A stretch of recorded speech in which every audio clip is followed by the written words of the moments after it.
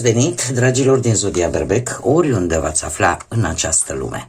Suntem din nou împreună la o nouă lectură generală pentru luna mai de data aceasta, așa că toți cei care aveți nu doar soarele, ci și luna, Venus sau poate ascendentul în Zodia Berbec, această lectură este de asemenea și pentru voi. Desigur, vreau să le mulțumesc din suflet tuturor celor care sunteți deja aici, care mă susțineți prin intermediul comentariilor frumoase, prin gesturile de apreciere și prin fiecare gând bun care vine din partea voastră. Așa că mii de mulțumiri tuturor. Desigur, cei care sunteți pentru prima dată aici pe canal, vă urez bun venit și dacă la finalul acestei lecturi simțiți că ați rezonat sau pur și simplu v-a plăcut modul în care eu fac lecturile, nu ezitați, dragilor, abonați-vă și, desigur, susțineți acest canal cu un simplu like sau cu noua metodă care a apărut acum, acele hype-uri, da, care sunt, desigur, necesare pentru orice creator de conținut, cu atât mai mult și pentru mine sunt necesare, așa că oricum eu vă mulțumesc anticipat pentru aceste gesturi.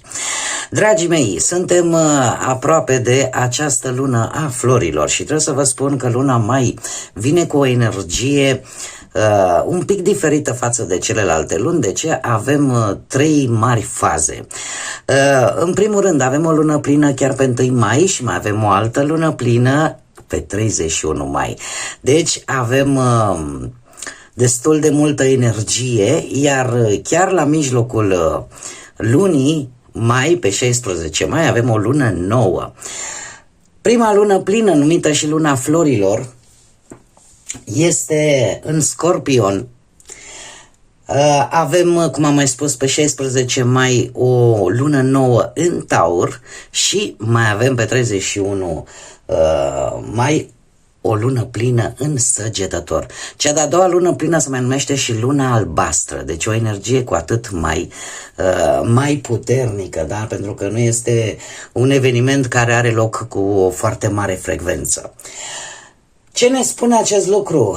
Îmi spune că această lună are o energie destul de intensă, dar și contradictorie pe alocuri. Începe foarte intens, cu emoții foarte puternice, cu situații care pot scoate la suprafață adevăruri, situații pe care nu le-am știut până în prezent și asta ne poate forța să ne schimbăm direcția, să nu rămânem în același loc. Începe așa ca o furtună care ne mișcă. Pe parcursul lunii încep să se așeze lucrurile, apare nevoia de mai multă stabilitate, de ordine, de decizii mai calculate și cumva o reîncercare de recalibrare, ca să spunem așa, la modul general vorbesc acum. Spre finalul lunii, cu această nouă lună plină în Săgetător, vine cu claritate. Vom înțelege mult mai bine ce s-a întâmplat, începem să vedem o anumită direcție și apare acea senzație că în sfârșit, după această furtună atât de tumultoasă, începem să vedem pământul, începem să vedem țărmul. Este o lună care ne împinge să avem mai multă încredere în intuiția noastră, să spunem lucrurilor pe nume și cumva să avem curajul să acționăm diferit față de cum am făcut-o până acum. Așa, per total, luna mai ne vorbește despre echilibru între minte și emoție și despre acțiune, despre alegeri. Alegeri care ne pot influența parcursul vieții pe termen lung. De asemenea, pentru voi, în mod special, pentru voi, dragilor din Taur, luna mai este o lună de repoziționare, mai ales când e vorba de siguranța voastră și de ceea ce voi puteți să controlați. Dacă vorbim de muncă sau de bani, aș putea spune că deciziile sunt mult mai prudente, pot apărea șanse destul de bune în domeniul ăsta, atât profesional cât și financiar, dar se pune o condiție. să aveți răbdare, să nu vă pierdeți cu firea.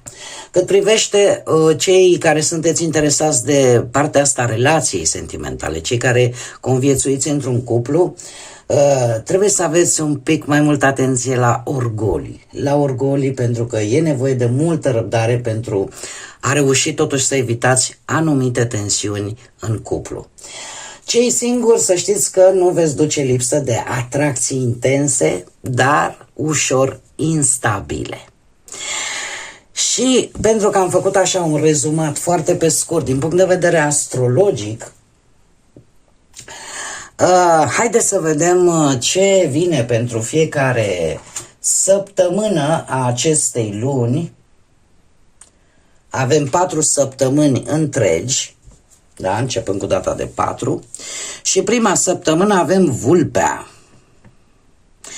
Este o carte foarte bună pentru cei care lucrați pe cont propriu, care vă ocupați de colaborări, de afaceri, de tot felul de business-uri de genul acesta, dar adaptat așa ca pentru toată lumea. Se pare că istețimea și strategia vă poate ajuta foarte mult chiar în prima săptămână întreagă din luna mai.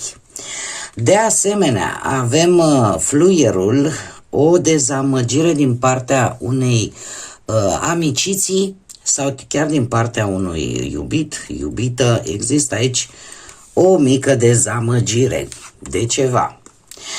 Avem Iedera. Cea de-a 3-a săptămână din mai este indicat să căutați informații care să vă ajute într-o anumită situație, indiferent de ce aspect al vieții vorbim. Că vorbim de bani, că vorbim de muncă, că vorbim de viața sentimentală, informațiile fac toți banii. Cea de-a 4-a săptămână vine cu Pana sau Fulgul, dar e Pană mai mult. Se pare că este totuși cineva foarte schimbător și o să vă dați seama de lucrul acesta în cea de ultima săptămână din mai. Cineva care este poate ușor nesincer, nu vă spune, nu vă dă toate informațiile, sau pur și simplu este cineva care se schimbă foarte ușor. Tind să cred că ar putea fi vorba de cineva care are legătură cu zodia Gemeni, fără niciun fel de... Pur și simplu asta mi-a venit să spun. Haideți să vedem care este energia voastră generală pentru această lună mai. Sunt foarte multe, haideți să mai încercăm. Energia generală pentru dragii mei din Berbec în luna mai. Dragilor, și cea mai puternică carte din acest oracol al Reginei Lunii ne vorbește despre suveranitate. Zile importante posibil pentru voi poate să fie 4, 1 sau 5. Zile importante. Ce ne spune această carte? Această carte vine cu un mesaj foarte puternic, și anume faptul că aveți puterea asupra propriei vieți. Chiar dacă trebuie să acționați, încercați să o faceți cu grație, cu încredere, pentru că aveți capacitatea, în primul și în primul rând, de a uni oamenii, de a uni anumite puncte de vedere. Sunteți puternici, așa că comportați-vă ca atare. Poate că este un moment în această lună în care să puneți limite anumitor persoane, anumitor situații negative. În felul acesta să vă protejați atât pe voi cât și pe cei dragi vouă. Așa că este o lună cu un impact energetic destul de mare și pe care, dacă veți ști cum să-l consolidați, asta vă va ajuta foarte mult. Haideți să vedem acum și ce ne spune tarotul, și o vom lua așa cum cu siguranță mulți dintre voi v-ați obișnuit, o vom lua așa pe căprării, cum spun eu. Începem mai întâi cu partea profesională, să vedem ce vine pentru dragii mei din Berbec, atât pe plan profesional, financiar sau sentimental. Să vedem.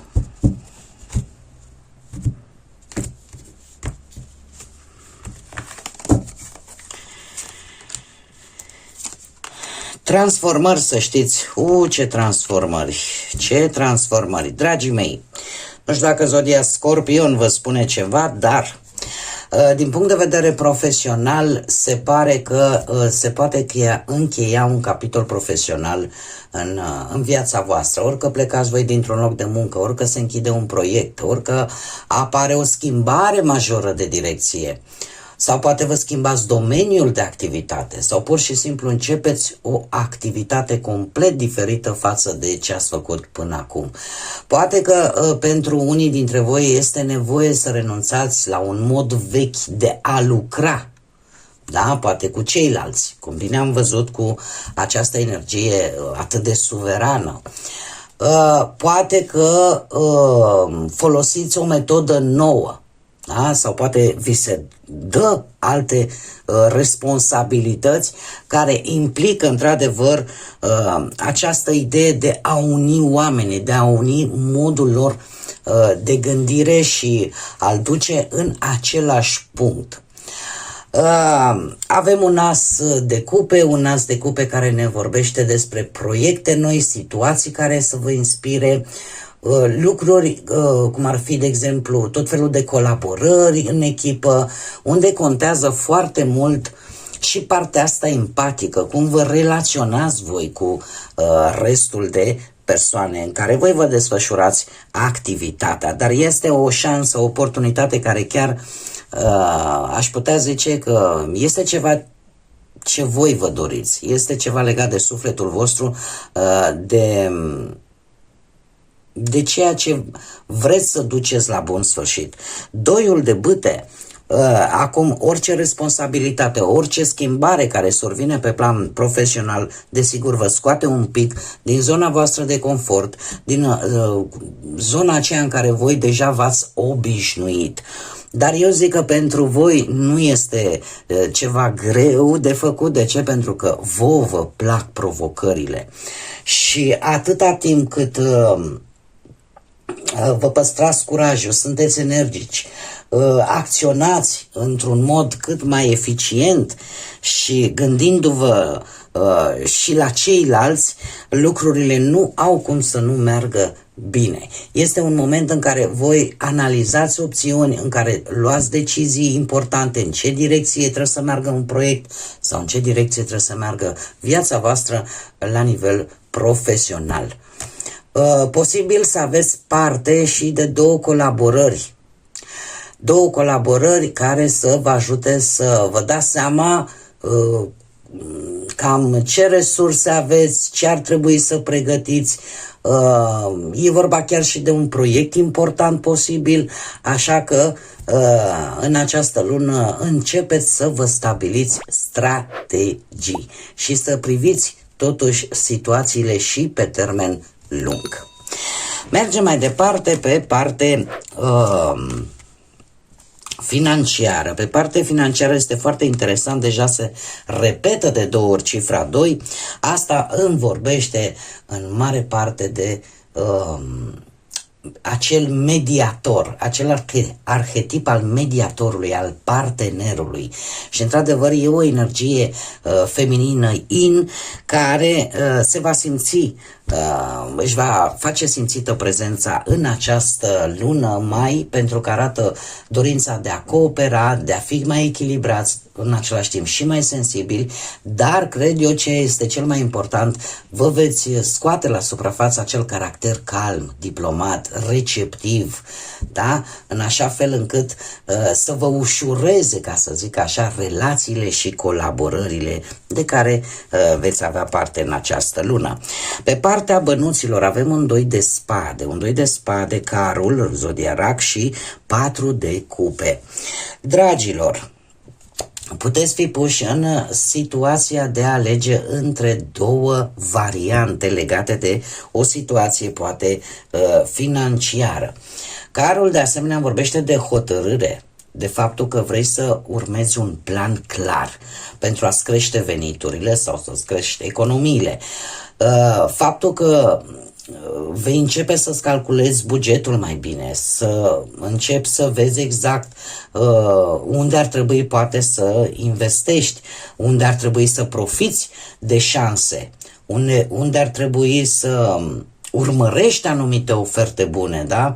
Sau să negocieze anumite contracte. Cert este că sunteți hotărâți să atingeți o stabilitate financiară în așa fel încât să evitați pe cât posibil acele riscuri inutile.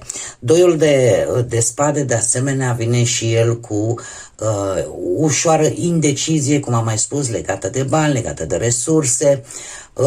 Cumva, poate vi se oferă posibilitatea unei investiții.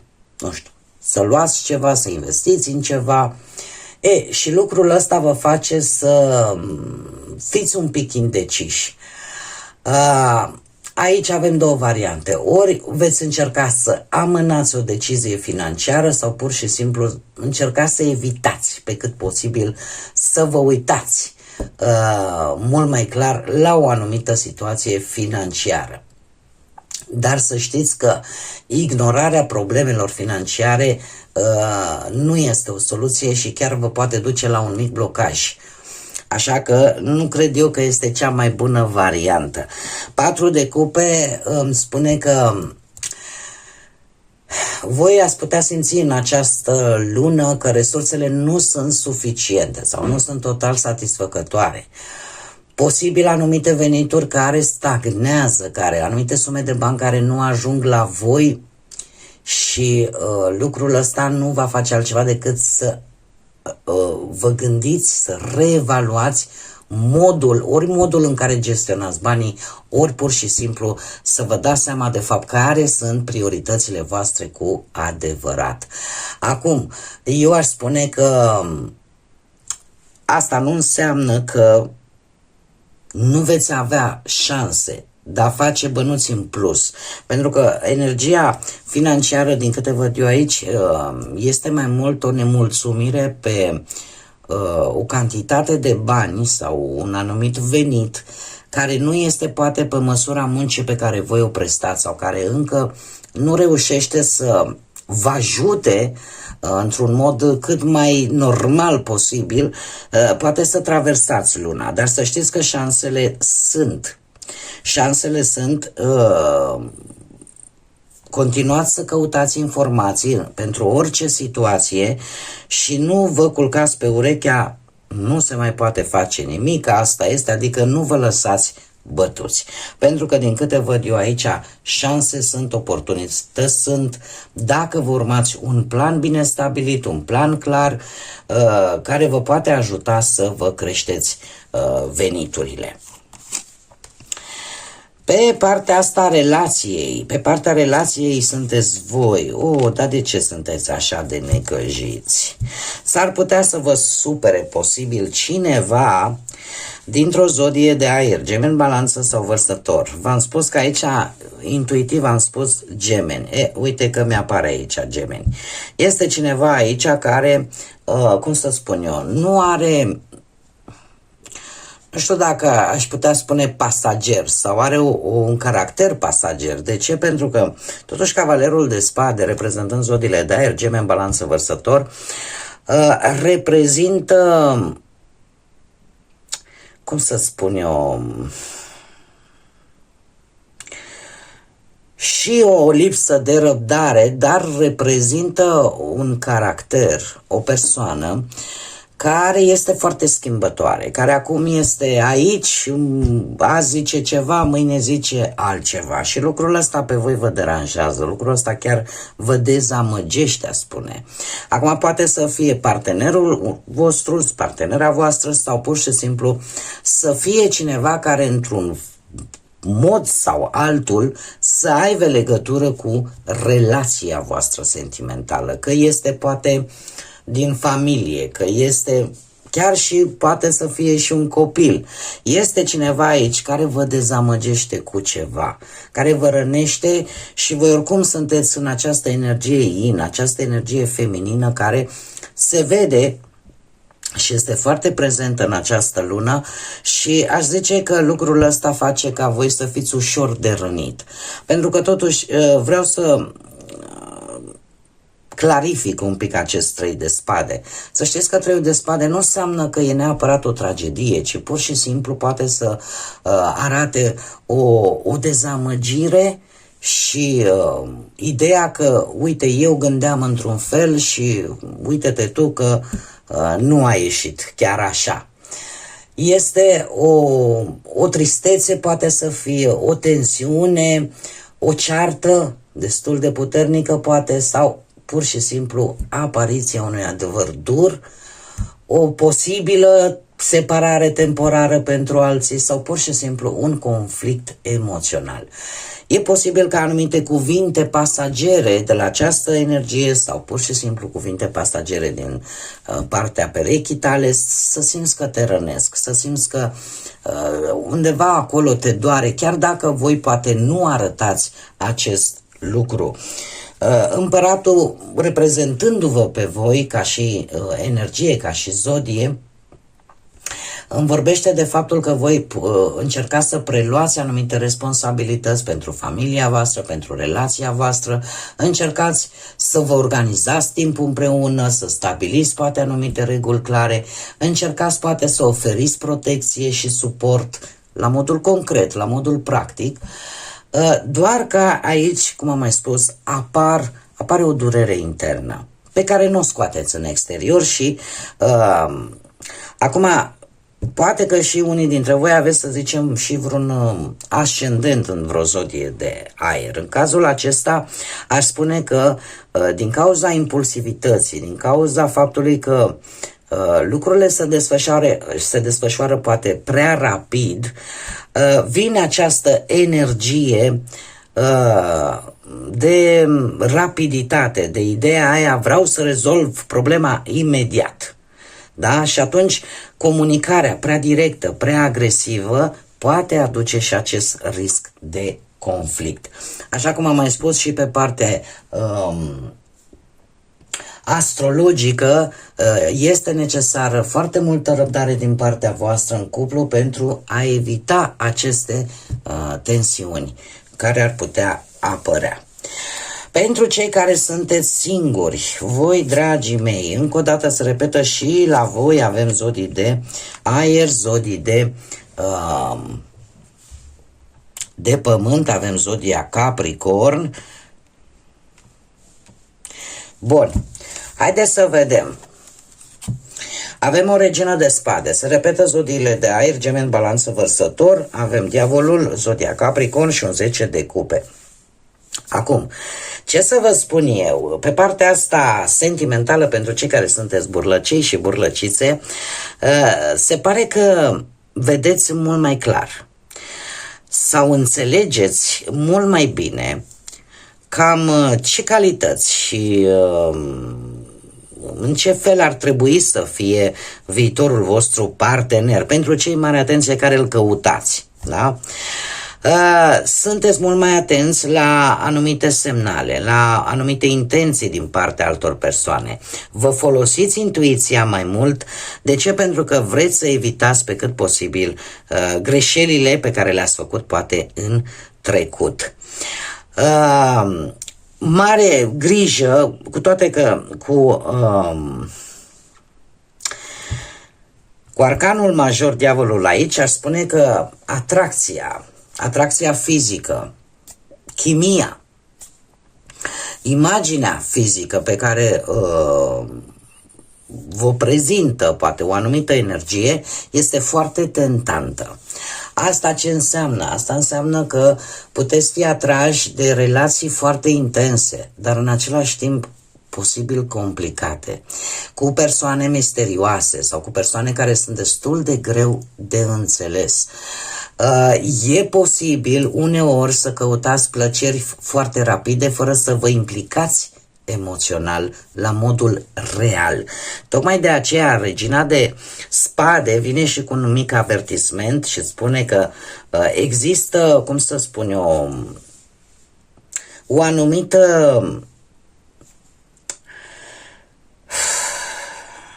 cum să zic,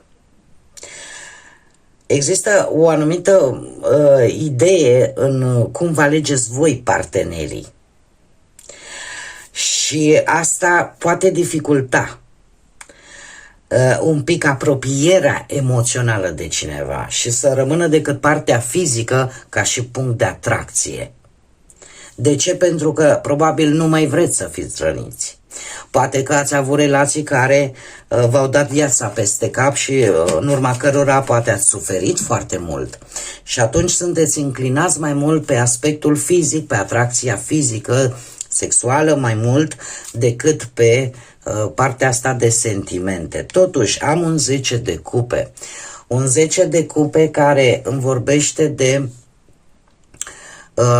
acea așteptare în relația perfectă.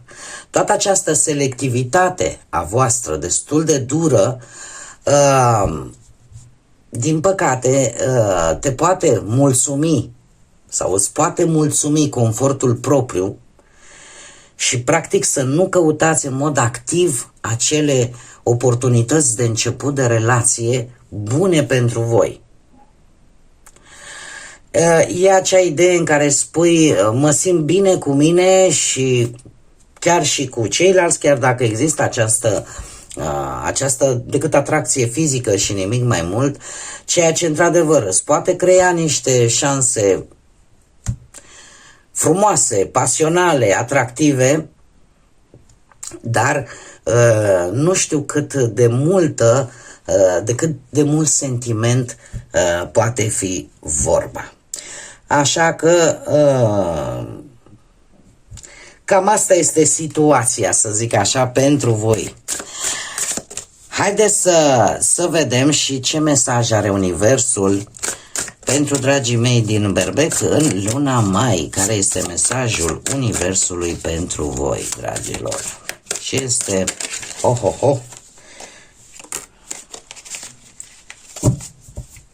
Se pare că o situație stresantă e aproape să se termine. Universul, îngerii, divinitatea spun în felul următor: noi îți trimitem o energie pozitivă, un ajutor financiar, un miracol, iar viața ta va fi mult mai binecuvântată sau schimbările binecuvântate din viața ta încep să apară, încep să vină în drumul tău. Nu e foarte mult de spus vis-a-vis de acest mesaj. În tot cazul, eu vă mulțumesc tare mult că ați fost alături de mine și vă doresc o lună mai așa cum vă doriți voi. Desigur, dragilor, până la următoarea noastră revedere, eu vă doresc tot binele din lume și nu uitați, suflete frumoase, să zburați înalt și să lăsați, desigur, ca credința, pacea, lumina și iubirea să vă însoțească la fiecare pas.